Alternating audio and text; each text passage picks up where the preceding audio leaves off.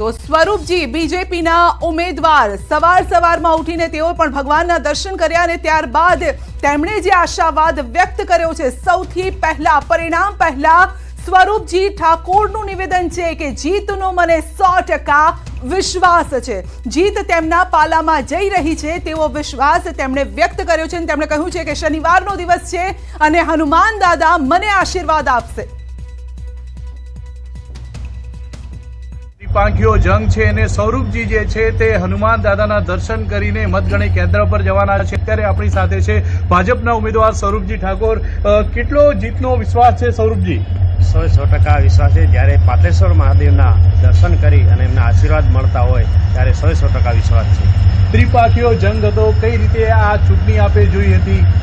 અઢારે આલમનો એક જ નારો હતો કે આ વખતે કમળ કમળ કમળ, મોદી સાહેબના વિકાસને આગળ વધારવા માટે અઢારે આલમે ખૂબ મહેનત કરી અને બુથ સુધી જાય અને કમળને વોટ આપી અને બહુ જંગી મતોથી જીતાડવા માટે ખૂબ મહેનત કરી છે। કયા એવા મુદ્દાઓ રહ્યા જેના આધારે આપ જીતનો જે દાવો કરી રહ્યા છો? અમારા મુદ્દા જ્યાં કમાન એરિયામાં આવતું સિંચાઈનું પાણી ત્યાં નથી પહોંચ્યું, ત્યાં પહોંચાડવાના પ્રયત્ન કરીશું। આરોગ્ય માટે પણ પ્રયત્ન કરીશું, રોડ રસ્તા માટે પણ પ્રયત્ન કરીશું અને જ્યાં રોજગારીની જે ખામી છે રોજગારી માટે પણ GIDC લાવવાનો પ્રયત્ન કરી અને લોકોના જે નાના મોટા કામો છે એ કામોમાં સંપૂર્ણપણે પ્રયત્ન કરી મદદરૂપ થઈ અને પૂર્ણ કરીશું। 2022માં થોડા મતો માટે આપ જ્ઞાનીબેન સામે રહી ગયા હતા અને જે કમી હતી તે આ વખતે પૂરી થઈ ગઈ છે? હા, 100% 2022ની અંદર અમે એકદમ નવા પડ્યા હતા ત્યારે દરેક કાર્યકર્તા સુધી પહોંચી ના શક્યા, મતદારો સુધી પહોંચી ના શક્યા, ત્યાં થોડા મતોથી હારનો સામનો કરવો પડ્યો, પણ તે ત્યાંથી કરીને આજ દિન સુધી લોકો વચ્ચે રહ્યો છું। લોકોના નાના મોટા કામોમાં સુખ દુઃખમાં પણ સાથ આપ્યો છે અને પ્રસંગોમાં પણ સાથ આપ્યો છે, પ્રસંગોમાં પણ હાજરી આપી છે।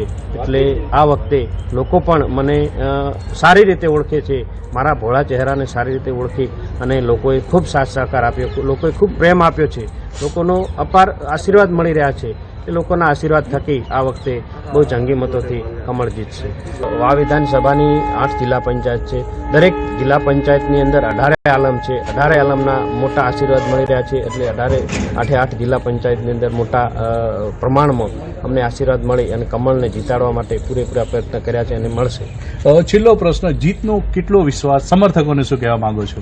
હું સમર્થકોને એડવાન્સમાં કહેવા માગું છું, આ જીત 18 આલમની જીત હશે અને 18 આલમે જે આશીર્વાદ આપ્યા છે એટલે 18 આલમનો જશ છે, 18 આલમનો જીત જશ્ન મનાવશે અને 18 આલમનો હું ખૂબ ખૂબ આભાર માનીશ।